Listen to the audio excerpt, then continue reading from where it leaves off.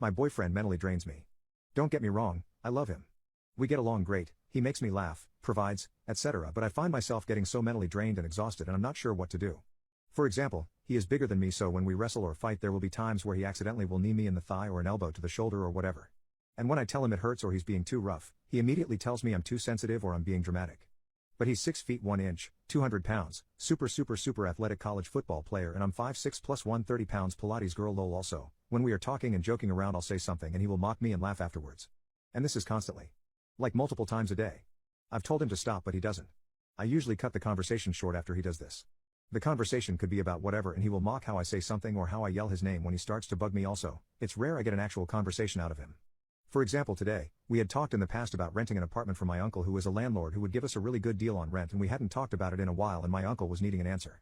I tried bringing it up and was immediately shot down and he told me he didn't want to talk. But the thing is, he never does. And I don't want what I say to come off as if he doesn't like me lol. BC, we have so much fun together and are very compatible and get along, but it's just these things that are killing me. I try to bring it up but he just pushes off the conversation and says these topics stress him out. I'm sure it's just because he's immature. So I guess my question is, how do I deal with this? Has anyone else dealt with this? I don't want to break up because these problems are less than 25% of our relationship, but they are draining when they happen. Losing feelings for fiancé and father of son. I have been with my fiancé for 4.5 years now. Everything was great with us until a few months ago when things got ugly. Back in February, my fiancé, baby and I were getting in the car to go drive around and get food. As I was buckling our son in his car seat, my fiancé got a text message from an old coworker. I asked about it and he flipped a switch. We got into an argument because he was getting defensive over me asking who had messaged him. When he finally told me, I asked what she messaged him about, and that's when things got worse. He drove off acting like he was going to make us crash with our son in the backseat, screaming and freaking out. He then hit me with his cell phone in the leg a few times, telling me fine, look at my F-King phone. I told him no and to take us back home since we were only a couple minutes away from our apartment at this point. When we get back home I started to walk inside with our son. I told him we were done and I was leaving. He then tried to pull our son out of my arms and we struggled for a while. When we got inside our apartment my fiancé started trying to block me from packing my things and leaving. We got into it and he started hitting himself and saying I couldn't leave him. I went for the door and he picked me up and went to body slam me down, but stopped himself halfways and only slammed me down a bit. Then he snapped out of it and apologized. I decided to stay with him, but my feelings just aren't the same for him anymore since that day. I feel myself growing further apart from him and I'm starting to become interested in another person. What should I do? I want to make things work for our son, since this was the only time this has happened and everything has been fine ever since. I just can't get over that day and how he made me feel. And now that I feel myself liking somebody new I feel like an a-hole. Please give me any advice, thank you. Summer makes me depressed and I hate myself. Basically here to just rant, and I'm sure others are in a similar boat to me. Ever since I was a kid, I hated summer. Partly because excessive warmth makes me uncomfortable anyway, but I've always been self-conscious of my weight and not being in shape. I've always wanted to cover up with a jacket or something at every given opportunity. It's rare to see me in just a t-shirt. If I decide to just wear a t-shirt, it's not for my own physical comfort, it's more that I know people will look or ask why I'm wearing a jacket in hot weather. Often it'll be a slight jokey remark, but to me it's not. It cuts way deeper than that. I see everyone looking forward to the summer and enjoying the sunshine, wearing shorts, feeling free and relaxed, but for me, the summer is an uncomfortable nightmare of feelings of depression, self-consciousness, anger, and hatred for myself. I know people come in all shapes and sizes. I just wish either I was in better shape, or that I didn't give a s. A news alert that a heat wave is coming ironically makes me cold inside, and leaves me with dread. I'm jealous of everyone who feels comfortable in their own skin and is out enjoying a cold beer with their friends, or a family barbecue. I wish I could do the same. If I force myself to socialize in the warm weather I don't enjoy it. Social anxiety peaks, I can't focus, I can't even pretend to enjoy myself, which in turn leads to me worrying that I'm bringing the mood down, so I tend to just steer clear. I F-King hate it. I'm 29 and just want to enjoy my life. But these kinds of feelings prevent me from doing so. I'll just constantly be thinking of every scenario coming up where I'll have to make an excuse, or have to suffer through an uncomfortable event or situation. Sucks. Big time. My brother moved in with me to escape our abusive parents and I think he started abusing me. I really don't know how to feel about this stuff as my parents are not reliable to talk to for things like this. I don't know if anyone will ever even read all this. I'm not sure if I was the a-hole or not. So, my and I were abused and neglected growing up. I left at 18 for college, and he lived at home. He has high-functioning autism. He is able to work, drive, cook, clean, essentially everything, and I have seen him treat friends well, so I don't think his behavior was really because of his autism. I asked my brother if he would like to live with my husband and I so that he could have a springboard for independence. I did not want him to be in that environment anymore, and he was not taking steps to leave until I asked. I felt it was my duty as a big sister to give him a healthy environment. I was nervous for him to move in, because I have had very bad experiences with the majority of important men in my life with the exception of my husband, but I wanted to connect with my brother who I was unable to as a child because we were pitted against each other for competition. My husband loves him as a little brother, and we decided to charge him only $500 out of the $1,900 for the apartment with zero utilities so that he could save. I tried to hang out with him and cook with him. He told me he needed to learn more about food, and I love cooking, so I was very happy to spend time with him. However, he would refuse to spend the time together. He'd do a little food prep, then go back to his room to watch videos, leaving me alone to cook our food until it was ready. I would ask to tag along with him to the grocery store, and he'd just say no. My husband and I only have one car that he had to use for work, and my brother knew this. He refused to even leave ice cubes for me to use. It was like he was holding them hostage. We had to borrow the car my mom let him borrow for a bit, and one day I got a novel of a text saying verbatim, "You will get your ice when every day doesn't turn into a frantic search for my work hat, and when you stop leaving garbage in my car." He never told me where to put his hat in the car, and I think I left 2 receipts in there but didn't notice, as he's a delivery driver and would throw every receipt in the back sayot and not clean it. Hundreds, if not thousands of receipts. Stuff really never got better from there. I am recovering from cancer, and as my scar is on my neck, I struggle to breathe in the cold. I was also a CNA and worked long hours. I would ask him to take out the trash sometimes. I would ask him to wash his dishes and put them in the washer. I asked if he could maybe take our doggies out to the bathroom if I needed to get home late. Those were the only chores I had asked him to help contribute to the household with. One day, I came home while he was cooking. I told him I emptied half the washer and asked if he would empty his half and put his dishes in. And if he could take out the garbage. He snapped and screamed at me that he was going to kill himself and that I'm using him as a servant. That none of the dishes or trash was his and that I'm taking advantage of him? I could understand that mentality if I asked him to do lots of stuff, but those are the only 2 things I ever asked for. I asked him where his dirty dishes go, and he said in the sink so that I could do them. He logic-edited out that the dishes in the washer were his after that, but he then doubled down and started mocking me for asking him to contribute. Like, making a horrible voice and making fun of me. Further explanation on how he looks. He is 6 feet 4 inches. I am scared of men yelling at me or being aggressive towards me because of our dad and an abusive long-term boyfriend, both of whom he knew about. I was crying and begging my husband to walk through the door in my mind as he was doing this. He walked in 2 minutes after my brother stopped to find me crying. Later that night, my brother did apologize and hug me, but it was really scary. He would ask for my husband to come home while he was working to take him to the store, which was only a 10-minute walk away. My husband loved him like family, so he'd always stop and help. He never once walked. And yet he would be mean about me asking to simply come with him to the store. Not even out of his schedule, just along for the ride. My husband is Middle Eastern, and in his culture, it is extremely rude to have to do the chores of a younger person. My husband had to wash his dishes all the time. In his culture, it is also very rude and disgusting to spit into the kitchen sink. My husband caught him doing that once, explained, and asked him not to do it again. He did not stop, and at one point, while we were both next to the sink, he came and spat in it in front of my husband. The only thing my brother would help with was purchasing medical weed for my cancer recovery and massive amounts of CPTSD. After my medical card expired, I hadn't realized the renewal process, and getting a new card was expensive, so I asked if he could use his so that I could save a bit of money. He flipped out on me for this after a while, because sometimes I would have to wait for a paycheck to pay him back because my husband and I were paying all the utilities and also my medical bills among all the other adult bills my brother straight up did not have. His only expenses were rent and gas and food. And he made more than me. I also have some memory problems, again from the cancer, that he knew about, but it really annoyed him having to remind me to pay him. I told him that it was incredibly rude of him after all that my husband and I do for him to not help with one thing. The one thing that would minimize my PTSD symptoms. He told me something along the lines of that I was lazy, and if he didn't need to smoke every day, then I didn't either. Apparently, he wasn't saving any money while he was living with us. He was spending it on video game stuff. I think Skyrim was one of them. So he was freaking about me not paying him back quickly because he had nothing saved. It feels like he was taking advantage of our kindness. We have since thankfully moved away and live in a different state. But before we left, I had breakfast with my mom and brother, and she brought up his screaming at me for the chores so that we could discuss him not doing that with significant others. He immediately blamed me for it and said he'd obviously never do that to anyone else, and the only reason he did was because he was working up to 9 hours a day just so Esme could smoke weed. A normal work day? Where he got paid $5 more per hour than me. And he was working full work days before I had to ask for his help? And then he started that mocking voice again. In a restaurant. I'm just really hurt and could use validation if it's warranted because it took me 15 minutes to pry out of my mom how wrong it was of him to do that, to learn that she basically told him the same thing too. She refuses to be confrontational with him, which has always been a problem, as she would discipline me and not him. My sister wants to gossip but I can't confront the source. My sisters have a history of gossiping and tearing each other down. My family will often say bad things about each other and nothing is ever addressed. Things are typically swept under the rug and I guess we all have beef with each other as a result. For the purposes of this story, my sisters' names will be Ally and Jenna. A few years back I dated Jenna's husband's best friend. We dated for a few years and although we were considering marriage, ring shopping and everything, the relationship abruptly ended when I found out he had cheated on me. This was a very hurtful thing that took me a long time to overcome. I'm now married and have no feelings towards that ex-boyfriend, however, the feeling of having been cheated on still is a hurtful sore wound. After the relationship ended, this ex-boyfriend still remained a close friend of Jenna and her husband. This was awkward for me but I understood that there was a relationship that existed there way before me and would likely continue regardless. My biggest issue is that today, my sister Ally told me that Jenna and her husband think I made up the story about getting cheated on because they simply cannot believe that boy would have done that, even though he did. Ally said that also something along the lines of no one would question her and it would have caused issues with our friendship was said. I was very upset because we had actually broken up once before and I didn't give any other reason other than we broke up. Why would I need a reason the second time? At the time it was humiliating to admit I had been cheated on, especially when everyone was expecting an engagement. Ally said that they might not think I fully lied but that he certainly didn't cheat.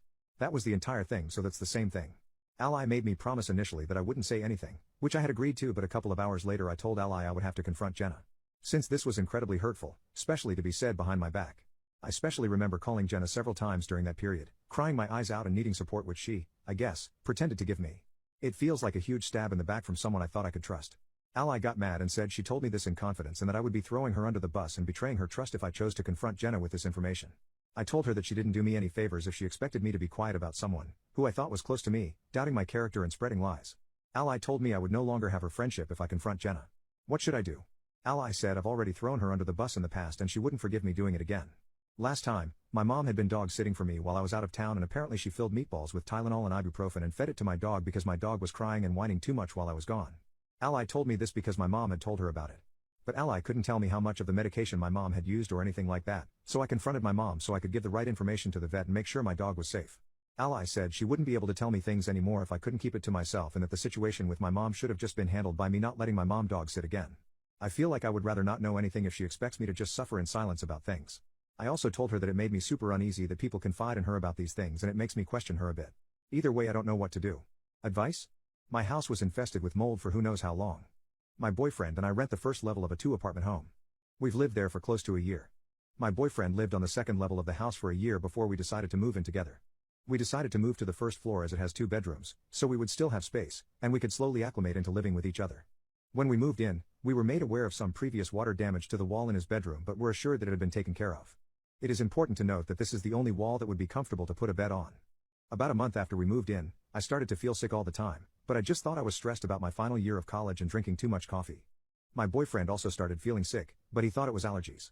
As time passed, we got used to feeling sick and exhausted all the time. The real problem started in the middle of May, after graduation. Here, it is important to note that we both work 2 jobs each. He works as a librarian in the math library of our university and as a math tutor. I work at the university library as a data archivist and at the university bowling alley. After we graduated, we were both putting in 60-hour work weeks, trying to save money for grad school. Where we live, it is also incredibly rainy in the springtime. I noticed that I was struggling to breathe on the 10-minute walk from our house to the library, and when I was running between lanes at the alley, I would get incredibly tired. This was never the case for me. We also started noticing that if we didn't wash dishes right away, they would start to get moldy way faster than they should. I mean, like a water bottle left on the counter would have colonies in it a day later, and we were starting to get concerned. Towards the end of May through the first weeks of June, we were hardly ever at the house, and when we were home, we were either asleep or starting to pack our things to move to a different state. We went to move his bookshelf, and we saw what looked like rust on the carpet. When I went to look closer at it, I saw that it was fuzzy looking. Then I moved his bed because I saw more patches of it going under his bed, all along the baseboards of the water-damaged walls. When I moved the bed, I was horrified. There was so much of this red mold and a literal mushroom growing under the bed. This happened Friday. I panicked, and we started moving everything we could out of his room, putting all of his clothes, bedding, and anything we could into the wash, and taking pictures of the mold and mushrooms to send to the landlady. When she received the pictures she told us we were overreacting and to pour vinegar onto the carpet near the mold. The next day I called out of work to send the landlady more pictures, along with articles about the dangers of living with mold and mushrooms. She called a mold removal company and asked to come over to see the mold. When she came over, she started talking about how it was only 1 room and that it wasn't even that bad. She also said that we could survive living there another month because we had already been living with it for so long. I took that time to inform her that I just received my degree in microbiology and that there are microscopic mold spores that we are breathing in, and it is making us sick, and we don't want to stay there anymore. That was when the mold removal guy showed up. When he walked into the room, he was shocked to see the mushroom, but he told me that he'd seen worse, which made me feel a little bit better, but then he pulled back the carpet to reveal an ungodly amount of what I am praying isn't black mold. He tells us that he can no longer work on removing it that day because there is too much, and he doesn't know how far it's gone. He also said that he thinks that it could be years worth of growth. I pretty much begged him to take a sample of it with him and have it tested, and he did, but my landlady hasn't made me aware of the results yet. I'm not even sure if they're in yet. She again asked me to stay in the house. My boyfriend was still at work, and I told her we absolutely were not going to stay there any longer and that we would like to move into her empty house across the street until either the mold was removed, or our lease was up. Thankfully, she agreed, and we signed a lease to stay there until further notice.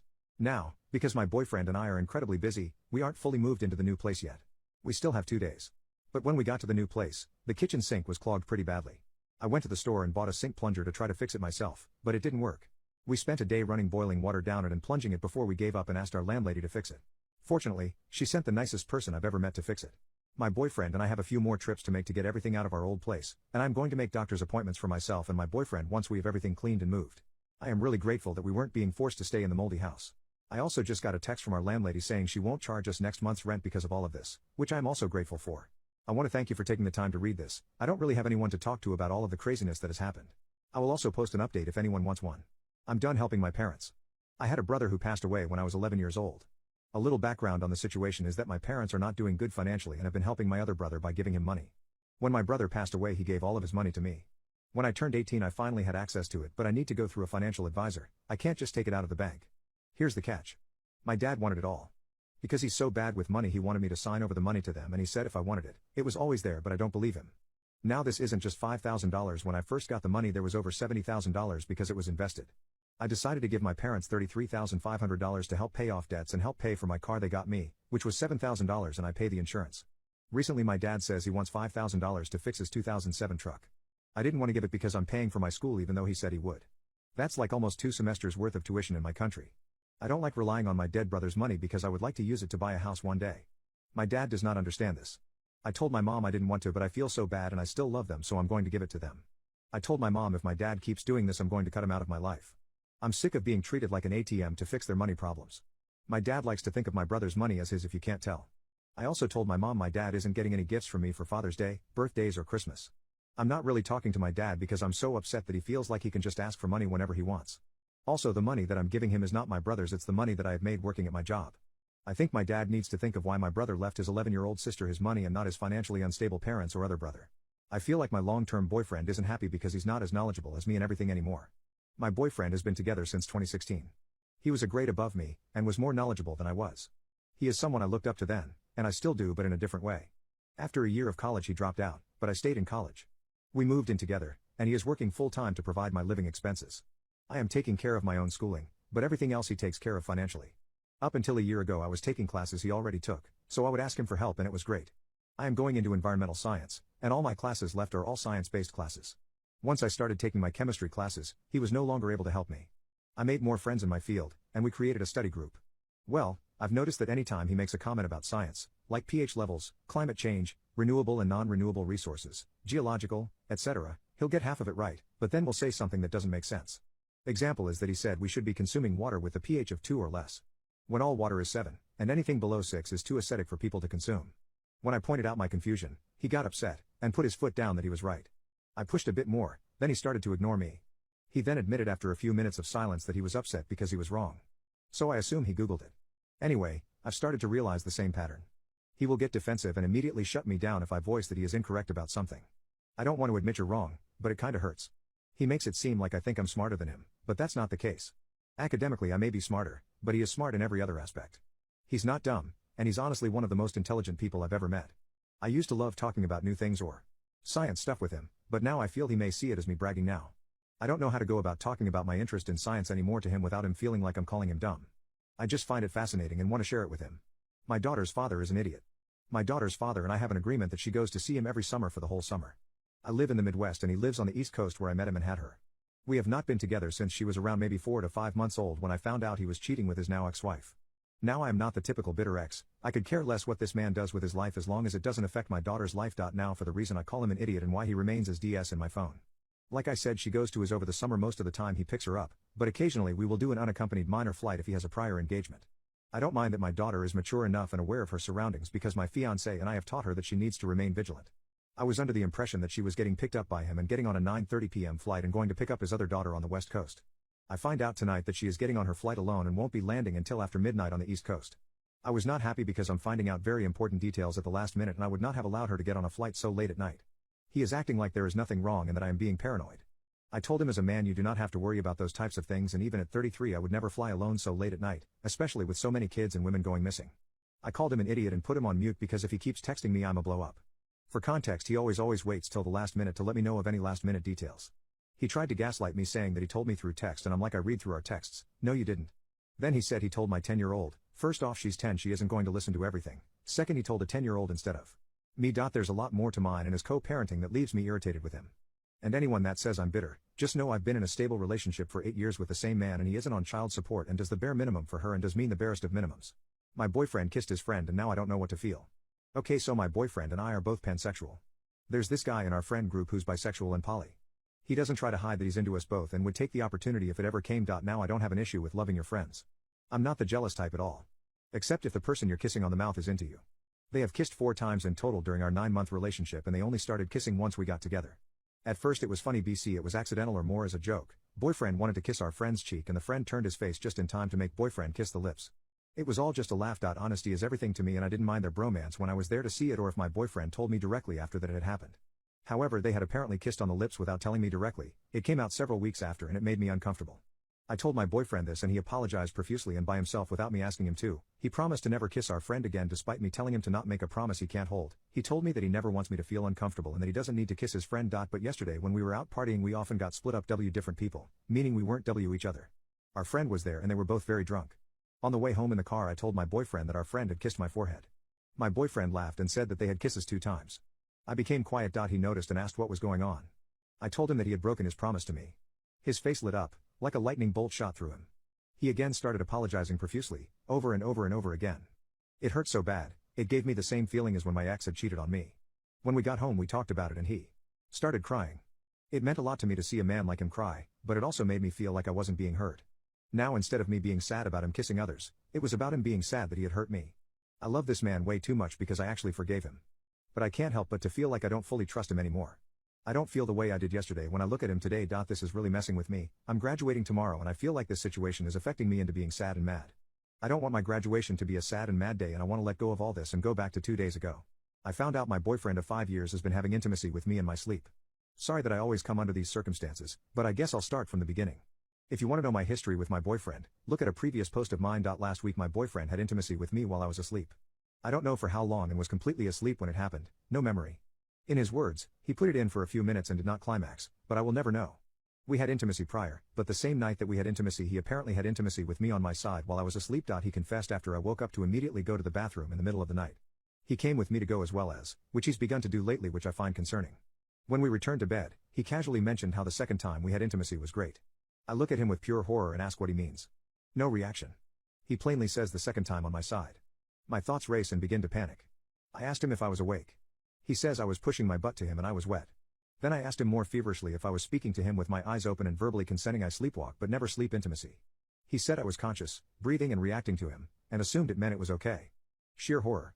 Unfortunately, this isn't the first time this has happened. He did this one day 2 years ago. I told him no plenty of times that day when he tried fingering me when I was half asleep in the morning. I woke up yelling at him no after saying no at least 3 times before he could do anything else. His excuses now and before are the same. I thought it would be good for the both of us and I wanted to be spontaneous. He says if he was trying to be sneaky or suspicious he wouldn't have told me. A long time ago, a similar incident of non-consensual touching happened with another girl in college. We met there, and I thought it was a misunderstanding. He doesn't like to talk about it. From what he's told me, he took one night 3 years ago saying I wouldn't mind you rubbing me awake at night to initiate intimacy, as an okay to have intimacy with me in my sleep. And I feel that someone who clearly penetrates someone in their sleep is not well whatsoever. I don't know how I never woke up, and in a way I felt like I betrayed myself. He didn't climax he says, but he's the only one who will ever know I suppose. Unfortunately he also confessed that he has been having intimacy with me in my sleep on and off for some time. I went to Ubjan, took tests and everything came back clean, thankfully. I spoke to Ubjan and he suggested I leave the relationship. Our hotline also said the same as I may never know when this will happen again. I really haven't been the same since and I feel sometimes like I go into hysterical breakdowns then go back to my life, back to work etc. His reasoning for having intimacy with me because I was conscious is a sign to me that he may never stop. He was upset that I didn't believe his reasoning. I've thought about sleeping with full clothes or setting up a hidden camera to catch him next time. But none of that matters now.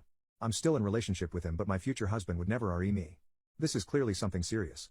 I'm going to get therapy. I have my own history of verbal, physical, emotional narcissistic abuse from my father. I know making excuses for him is a problem in itself. I demanded my boyfriend to get therapy but even with him in sessions now I don't think I will be staying with him.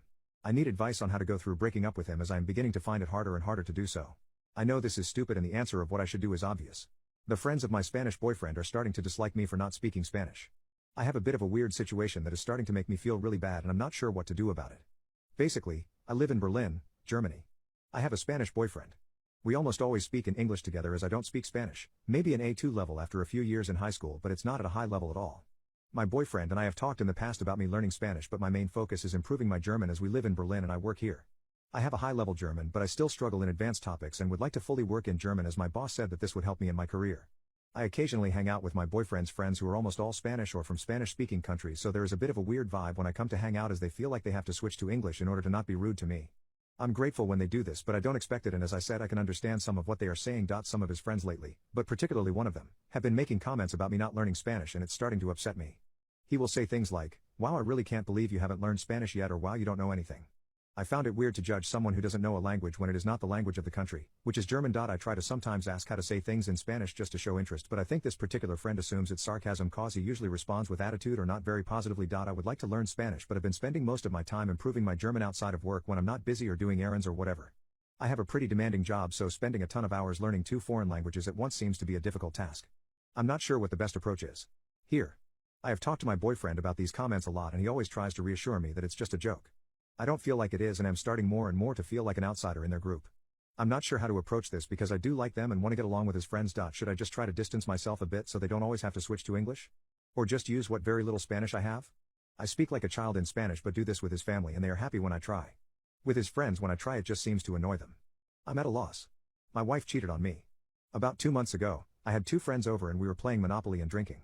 I landed on one of my wife's properties and jokingly didn't pay her, and she took the money out of my hand. I locked her wrist in a joking manner. We roughhouse a lot, it's a part of our relationship, and she acted like she got hurt and ran upstairs and slammed the door. I left to go spend the night at a hotel because she made it seem like she didn't want me in the house, and my one friend came with me. She told me that I sprained her wrist and it was swelling, and I called bullshit on it and asked for photos. Surprised there was nothing wrong with it, and she tried to gaslight me and said, "Are you calling me a liar?" While me and my friend were at the hotel, she ended up straddling my other friend and making out with him, but they didn't have intimacy. About a week later, she had told me that he had kissed her, and she took our dog and locked herself in the bedroom. I got really mad at my friend and cut contact with him. A couple weeks later, I see him at work and he tells me that he needs to talk to me about the situation and that what happened wasn't how she put it, and he has proof. I tell him to wait until we get off work. He tells me and shows me a series of screenshots. About a week after that night, she had taken his number out of my phone and started texting him about the night and was saying stuff like, "The only reason I didn't sleep with you was because I was scared, but I'm ready now," and was saying stuff about how horny she had been and that the what ifs about that night was killing her, and for the time span of about a week was begging him to come sleep with her.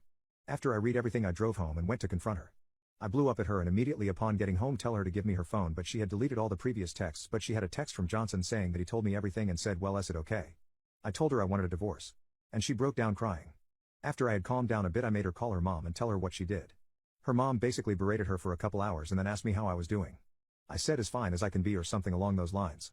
I told her that I will stay with her as long as she doesn't leave the house, let me look through her phone whenever, cut off all of her guy friends, and we're going to marriage counseling and sleeping in separate rooms. I said that I will check phone records to make sure she isn't going behind my back anymore, and if she breaks any of my stipulations once I'm leaving her. Later that night, I ended up drinking almost an entire handle and got blackout drunk. Since this day, the entire situation has been nagging at me. It's gotten better with time, but I reread the text messages and just think about the stuff she said in them at random times, and I can't even stand the sight of her and just do not want to be around her when I do. Our marriage counselor has basically just been saying to put it in the past and look towards the future, but I don't really feel like that is helping me actually move past it. It's just been eating me alive. I don't really know what to do or how to move past this because I was completely blindsided by it. She's shown no interest in cheating or had any red flags regarding that. But I don't really know how long our marriage can last if this happened within the first 6 months of us being married. I am ugly and it makes me feel like less of a person. Just as the title says, I, 18F, am undeniably ugly. My nose is too big, my features are asymmetric, my smile is crooked, my forehead is big and square, and my hair is too thin to cover it. I am naturally chubby, and it's hard for me to lose weight due to my slow metabolism. I had it checked and the doctor basically laughed in my face because of how slow it was. I have some redeeming qualities, but they don't make up the fact that I am just ugly. I don't feel feminine at all, sometimes not even human looking. I've never had someone call me beautiful, I've never had a girlfriend, I'm a lesbian, and all the people I have been with were moderately drunk. I've never been catcalled on the streets, which is something I should be grateful for, but it makes me feel less of a woman. I try to compensate for my lack of beauty with hobbies and personality. I am passionate about many things: soccer, video games, music, fashion, art, photography, technology, and so on, and I can do a lot of things. I love reading and working on myself and on my personal culture. But no matter what I do, people are never interested in me because of my appearance, and I'm never seen as a potential romantic interest. It's hard for me to talk about this to anyone, so I've only opened up to my family. They always reassure me and say that I'm not ugly, but since they're my family, I can't fully believe them. I've tried talking to a therapist, but he basically said that I'll feel beautiful when someone special tells me I am, which is never going to happen. This situation is worsened by the fact that while I inherited both of my parents' worst genetics, I look exactly like my father, eldest daughter curse, my brother and sister are good looking. My sister in particular has somehow won the genetic lottery, weird, since my parents are not exactly good looking, and she is stunningly beautiful, like jaw-dropping pretty. This is a big low blow to my self-esteem, because no big sister wants to feel inferior to their younger sister. She has bested me in everything that relates to looks or romance. For example, I had my first kiss at 17, she had hers at 12, and even if I feel bad comparing myself to her, I can't help it. I try to always be a good older sister. I reassure her of her insecurities and I always tell her how beautiful she is. I would never dream of putting her down or show resentment towards her in any way, but still the feelings are there. There's not much else to add. I have to make peace with the fact that my looks will always prevent me from experiencing normal human things like feeling loved, wanted or desired. It's honestly so hard. Living like this is hard, but I'll push through. I've graduated high school this year and from this summer on I will be able to have more time to exercise and get in shape, but I am aware I can't do much about my face. Thanks for reading, guys. If you have any suggestions for my situation or want to share something in the comments, please do so. I just needed to rant somewhere. I don't want to be a rational person anymore. I don't know why being logical is so praised in society. It's useless. I could make a logical argument that we have fed up the planet beyond repair and humanity is a cancer and existing means suffering for most of us and therefore the most ethical thing any person can do right now is grab a weapon, kill everyone around them and then themselves. That's logical. Is it a good argument? No. It's stupid. It doesn't help. It's not gonna happen and people won't do it. What's the point? I wish I could just believe in things the way people believe in God. I wish I could appreciate an art piece without knowing exactly why I like it. I keep second guessing everything I do and overthinking all the time. Even right now I don't know how to put what I'm feeling into words and I know if someone else read it they wouldn't understand what I'm trying to say. That's because I'm bad at expressing things. I wish I had an intuition. I wish I knew things instinctively and I wish I could trust my instincts. I wish I weren't always so skeptical of everything. I wish I could trust the things I feel. I wish I could feel certain that something is true. I wish I could appreciate life more than I already do. I wish I could get excited for things. I wish I were passionate. I wish I could feel sad when people die. I wish I felt like a real person with real feelings.